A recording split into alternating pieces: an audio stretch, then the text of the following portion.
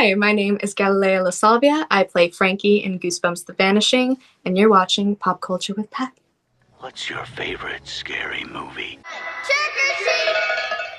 Hey guys, welcome back to Pop Culture with Pat. I'm so excited to be joined by today's guests. Today we are going to be talking all things Goosebumps The Vanishing with Frankie herself. Galilea La Salvia, thank you so much for coming on the show today. Really excited to talk to you about the show. Thanks for having me. You're very welcome. And this will have some spoilers in here as well, guys. I just want to give you a heads up so that way if you haven't seen all the episodes of the season, there might be some spoilers for certain episodes. So just want to give you that fair warning. But before we jump into the show specifically, I wanted to ask you, where did just kind of your love for acting and film come from in general? Oh my gosh. Uh, I I don't know. It's kind of just been a love that I've had like since I was really young. I think that well, my parents would do this thing where we would go to like Blockbuster every week and we would have Yes. our weekly movies. And I just remember like also, side note, they also kind of like raised me as if I were like a child in the 80s in terms of like media and just music in general. And so I think we would watch a lot of like 80s dark fantasy films, and those worlds just like entranced me so much, and I don't think that I realized that acting is a job at like the ripe age of 8 years old. So when I saw that, I was just kind of like, I want to do that. And I think that like those kinds of stories and those kinds of worlds are like so different from what we see in our everyday life, or at least just again me as an 8-year-old going to school. I was like, what's going on? Like I was obsessed with like Never Ending Story. Yep. That was my movie when I was younger. And even like, I don't know, even my dad now, like he is obsessed with Star Wars. And recently we went to Disneyland and they have this whole Star Wars like world, and I just see like how much joy that brings him now. And that's literally me if I saw like Falcor from Neverending Story. Like I love that dragon. And it's just like that kind of love for films like that, it just never dies. And I thought that that was something really special, and I've just really wanted to be a part of like stories like that. Agreed 100%. And it sounds like you have some great parents that they raised you on that kind of stuff. Because that was the same thing. I grew up in the 90s, so I went to Blockbuster all the time, rented Yeah. the classic Universal monster movies back then. Got into Goosebumps as a kid. Are You Afraid of the Dark? Those are some of the early shows that kind of began my horror journey. And I haven't had a chance because I last time I went to Disney, I did Universal a couple years ago, but I did Disney last time was like 2006. So it's Oh, been a wow. while. Disney World, Disneyland. Disney World, Oh, Florida. let's Yeah. go. I'm from Miami, so that's Oh, there you go. Yeah. I haven't been to land, but yeah, so Florida, and I haven't had a chance to go. So there's been so much new stuff, especially like the Star Wars stuff, that I can't wait to go down there hopefully soon. And then they got all the new parks opening up for Universal that I'm excited for. it's so fun. They're always doing new things. I love it. Yeah, and now speaking of Goosebumps as well, before getting into the specifics of the show, now what was your relationship with Goosebumps prior to getting cast on the show? Now, had you read the books? Had you watched the original series, or where were you kind of coming into this thing? I was, I mean, Goosebumps is just so iconic. I feel like it's impossible, like, not to hear of Goosebumps growing up. I would always see it in those Scholastic book fairs, and Yep. I just remember so vividly just the cover art and just seeing them all. Like, I'm like, wow, this is beautiful. But I have seen season one of this show, which was fantastic and very well loved.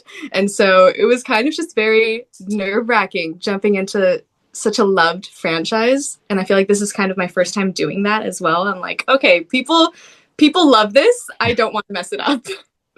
Yeah, that's fair. Now, because there's obviously been a ton of books, throughout the time that they've been written. Is there like a specific book that's like your favorite, or any particular ones that come to your mind off the top of your head that you just maybe you remember even the covers from? Oh my God. I would say, I mean, this season is based off of Stay Out of the Basement. And Yeah. so I think that has just like, it's turned into my favorite because I've just spent so much time with it. And I read it while I was like shooting, I had like my little book on set, and I loved seeing all the parallels and all the Easter eggs that they decided to put in there. But so I think that's definitely my favorite. And then also, the Haunted Mask which was in like season one, is also Yep. a really fun one. But yeah, I mean, they're all so good. Oh yeah, the Haunted Mass is probably one of my favorites. As a little kid when that show first came out, I Mhm. remember watching it with my mom at the time, and sort of traumatized me a little bit because after the show ended, she kind of did the Carly Beth voice, once the mask took over her and was just, "I'm Oh gonna my get god. you" and stuff like that. And I just remember, "Mom, stop it!" So that episode in like particular always holds kind of like a special place in my heart. But I mean. Yeah, I just remember going like same thing with you, going to like the Scholastic bookstore and getting a little bit of money to pick out a couple things from there, and those books, just the covers were instantly drew you to them. Now, so it sounds like I know you said into like fantasy and stuff like that. Are you also would you consider yourself like a horror fan overall? Okay, this is actually really interesting because I wasn't really allowed to watch horror when I was younger. I think my mom just thought that it would give me nightmares, and she's like, "I don't want to deal with that. I don't like to come into my room at like 5 a.m. being like, I had a bad dream." Like, no. So she kind of just kept me away from that stuff. But I feel like now, like growing up, I kind of got a hold of the rails, and I was just like, I'm gonna dip my feet into this. I think I'm gonna watch some horror films and be cultured, and I am loving it so far. I have like I'm like a letterboxed girl. So I have like my list of like all the ones that I want to watch. And I feel it's so interesting because I was talking with my friend about this. I feel like now I don't get scared easily, but she was saying that she used to not get scared easily when she was a kid, and then now she does. So now we have this theory of like, if you watched horror growing up and weren't scared, now you are. And then if you like didn't watch it and you were scared, now you're not. If that Yeah, makes any sense at all. yeah, no, I mean, growing up, I definitely, like I said, kind of, I feel like I traumatized slash desensitized myself as such a little kid because I watched things like Are You Afraid of the Dark or Goosebumps, and there were definitely certain episodes or movies that scared me quite a bit as a kid, and I feel like I just watched those, and then kind of as I got older, it's like, nothing. I mean, there's still some stuff that'll creep me out every now and then, but it's not like, oh my God, I'm having, nightmares or anything like that. So. Yeah, no, I understand what you're Yeah. saying as far as like that theory goes. I was like Courage the Cowardly Dog when I was younger. Like it was not it's a good thing I didn't watch horror growing up because I definitely would have been something. Now, as far as, for this show specifically, The Vanishing, now you get to play the character of Frankie. What excited you most about getting to play this character? And was there anything that maybe wasn't in the script initially that you wanted to bring to the character to kind of make her your own? Yeah, I mean, I was really excited to play Frankie. I mean, I didn't even like the original audition. I auditioned for Cece, which was played by Jaden Bartels. And then they kind of like called me back and they were like, "Oh, we want to see you for this role." And so the first time getting to play Frankie was already like doing a chemistry read, which was kind of insane. I'm like, I'm still kind of figuring her out, and I'm already being thrown into this. But yeah, I got to bring a lot of myself into the role, which was really fun and something that I haven't really done before. I was at a dinner with our showrunners, Rob and Hillary, and they were talking to me about they wanted Frankie to have a scene with her mother, and they were kind of asking me about like my family life and all that, and I was just telling them about my life, and I mentioned how I communicate with my parents just entirely in Spanish, and they were like, "Oh wow, that's so interesting. Like I love that. Can we include that into this character?" And I was like, "Oh yeah, of course. Like I would actually really love that and really appreciate that." And yeah, and so I just really appreciate that they were willing to kind of change things up and make this character bilingual and show that representation on screen, which is really important. And yeah, and then now, in episode two, we get to see like a beautiful relationship with Frankie and her mother, and there are subtitles. Yeah, no. So actually, I love that. I love that I asked you that question and that you brought that. I love those little tidbits because now, I know exactly like that scene that you're talking about, where that comes up, and so that's cool to know that that was something that wasn't necessarily in the script initially, and that they kind of brought in because of something that you suggested. Mhm. And you guys, you have an amazing cast with everyone here on the show. Can you just talk about kind of getting to meet everyone for the first time and what you guys kind of did to develop that chemistry between each other? Yeah, I mean, it was really funny. I was already on the plane when I got like the first draft of the script. Um and that's the first time where I saw everyone's names and I was like, wow, first off, David Schwimmer, okay. All right. What?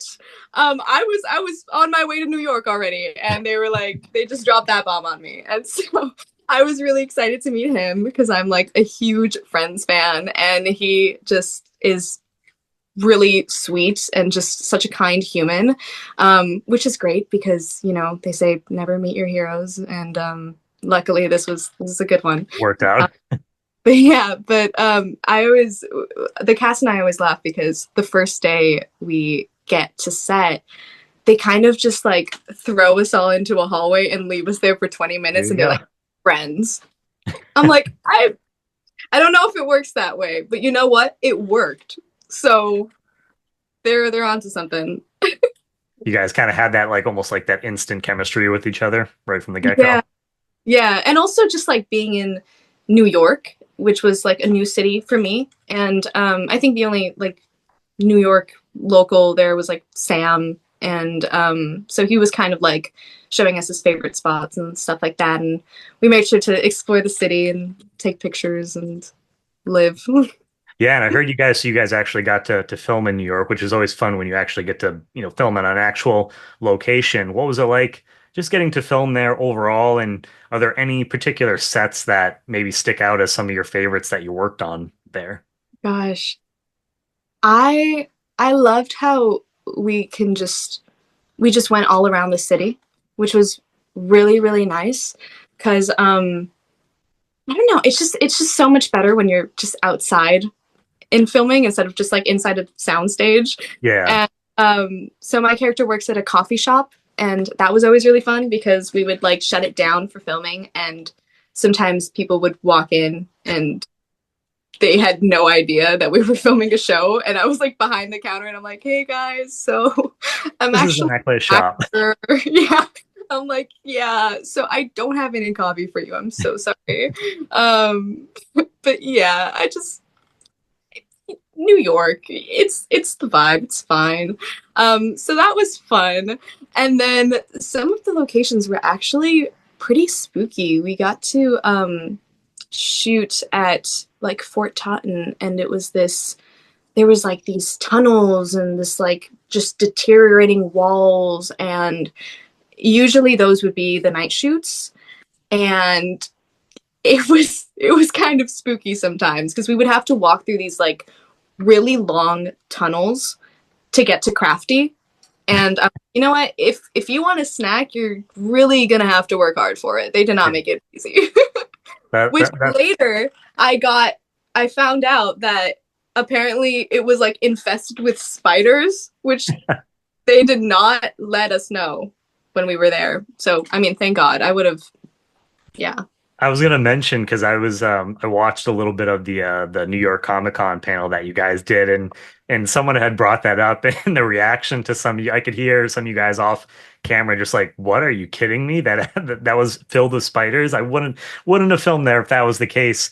And now Yeah. I believe it was hinted at you that I don't know if I like missed the full thing, but there was part where it was almost hinted that it sounded like the subway maybe got shut down or like you guys got locked down there filming at one point. So what was that the case? Like what was the story behind that? Okay, this actually I'm so glad you brought that up because this might be one of like my favorite filming days.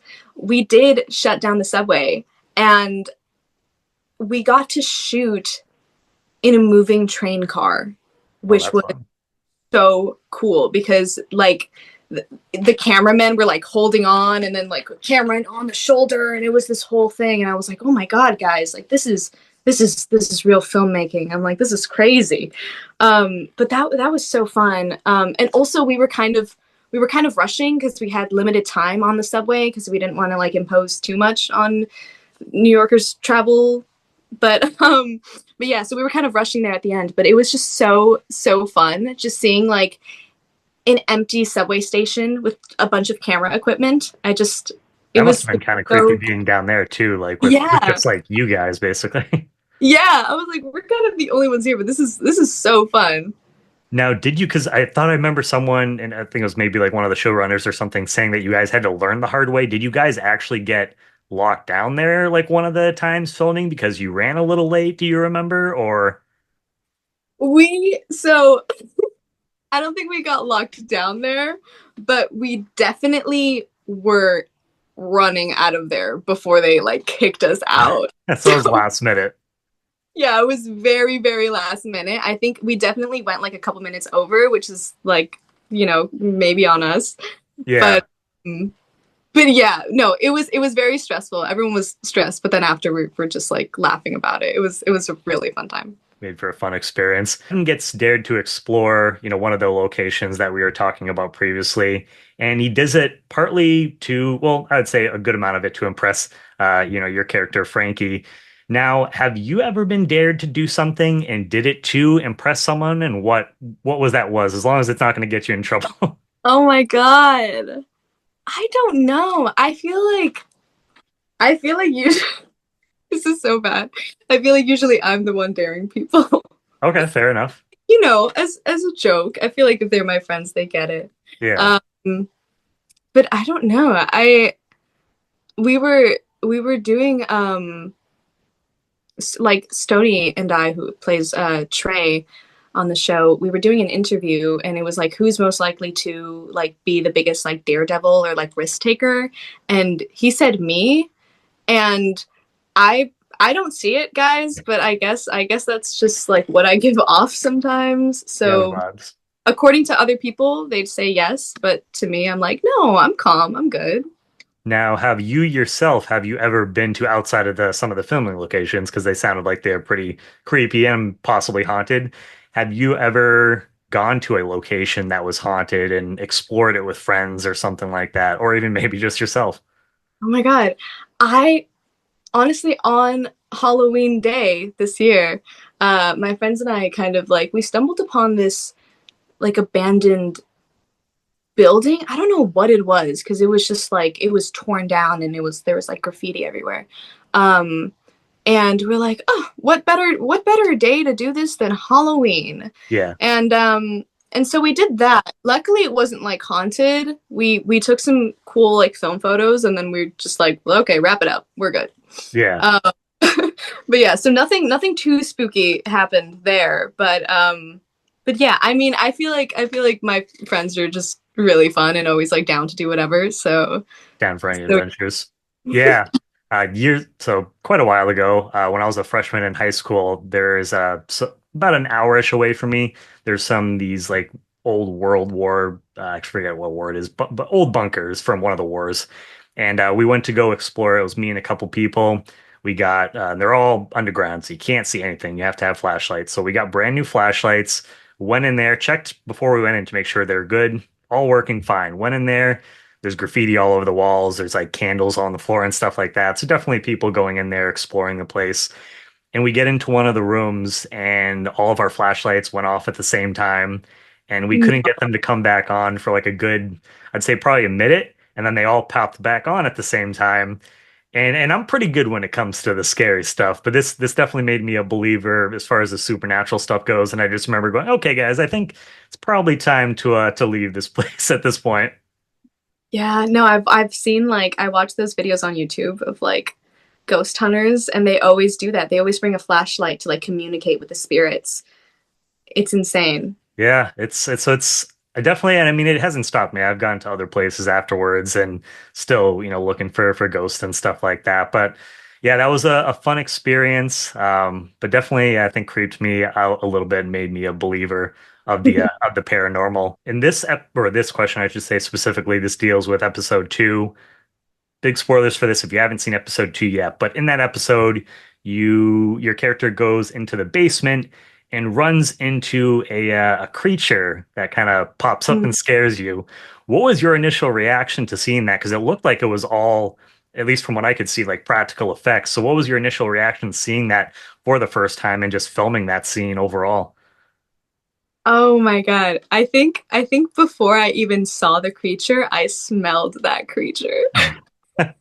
I don't know What what. did it smell like? Do you remember? I don't even, yeah, kind of like a mix of like rubber. I think it was like the latex. I don't know Oh, what okay. it was. And he was also like covered in this like dark goo thing that had an interesting stench to it. But yeah, but no, it was actually pretty terrifying. But unless he was like talking and walking like a normal human, because it was really funny because you would like I would do the scene with him and then we'd like go to Crafty and just like have a snack together. Chatting like normal, Uh, yeah. yeah, but it was really crazy because I it's so strange just seeing this man sort of creature like coming at you and I'm like I know we're acting like I know this is a set but like this is kind of crazy right now, right guys? Like Yeah, your instincts, I feel like, kind of kick no in. danger, right? Yeah. Oh yeah, I can imagine, especially just to that. So I'm curious, had you seen him in the outfit and everything prior to filming that, or did they kind of keep you from him until you guys were actually filming that scene to capture your, an actual reaction in that moment? So I met up okay. I I think my first time seeing him was in the van, like in a van. Like I just like hopped in a scene and they're like, "Oh, look behind you." And I'm like, "Oh my God. Like this what?" So I think that was my first reaction. But what's interesting is that I I had never seen what he actually looked like under the prosthetics and mask. And so I'm meeting up with well no I'm at the rap party I think and he's Solar he's like hey like nice to like good to see you again and I'm like oh good to Like, see who are you. you? I'm like what and he's like oh I play the monster and I'm like oh my God the fact that like we're on set having these full conversations like and I just realized that I actually don't know what you look like and that was just like a little bit mind blowing to me. I'm like, I'd never even thought about that. I'm just like friends with this monster, and like when I hear your name, I picture this monster. I'm like, I'm sorry, that's so bad. I just Yeah. realized. Well, that was your first time meeting him. No, I've talked to other people too, where recently, like talking to the cast from the Terrifier movies. I don't know if you've seen any of those, Oh, but when David Howard Thorne, when he's in his art costume, and I've talked to some of them and just saying how in between takes they'll go to get food, on breaks and stuff like that, and he'll just still be in the full art get up and just eating and talking to them like a normal person, but then they'll go shoot a scene where he's, killing someone or something like that. So it's such a weird change to go from one extreme to the next, I feel like. yeah, no, for sure. It's weird. It's weird. This job is weird. And if you haven't seen it already, have you seen any of like the Return of the Living Dead movies? I haven't. You haven't? Okay, so if you get a chance to watch those, my two favorites are like the first like one and two. They're from the 80s, but there is a zombie in there that the creature from episode two gives me vibes. His name is Tarman, and you could probably even like Google it afterwards. But just because he's really slimy looking and just has this like kind of like brown liquid to him, and it just reminded me of that creature. And when I was a little kid, that zombie scared the crap out of me. So watching episode two, my initial reaction when Oh, that thing popped out, I was just like, "Holy shit!" Wasn't expecting that. like bringing up trauma. Yeah, yeah, exactly. And Oh my. Gala, just to wrap things up for you, is there anything else that you'd just like to say about, working on the show overall, and what can fans, expect from this whole season of Goosebumps, the Vanishing? God, yeah. I mean, this show, I just want people to know how much love was poured into it, and it we definitely all like cherish it so much. And like I said in the beginning of this, it's such a nerve-wracking thing to come onto this franchise that's already so well loved, and it's so nostalgic to so many people. And so I just hope that, everyone gets to see this season and really enjoy it and get all the scares and all the tears out. And it's a really good season, and I'm really excited for everyone to see it. Well, yeah, no, you guys should definitely be proud of your work and can't wait for everyone else to check it out as well. Thank you so much for your time today, Galileo. It was really nice, speaking to you, especially just talking about some of the things like, Blockbuster and growing up with the Scholastic book fairs and stuff. That was a lot of fun. And yeah, you're welcome back anytime in the future. Thank you so much for your time. Yes, thank you so much. Hi, my name is Galilea La Salvia. I play Frankie in Goosebumps The Vanishing, and you're watching Pop Culture with Pat.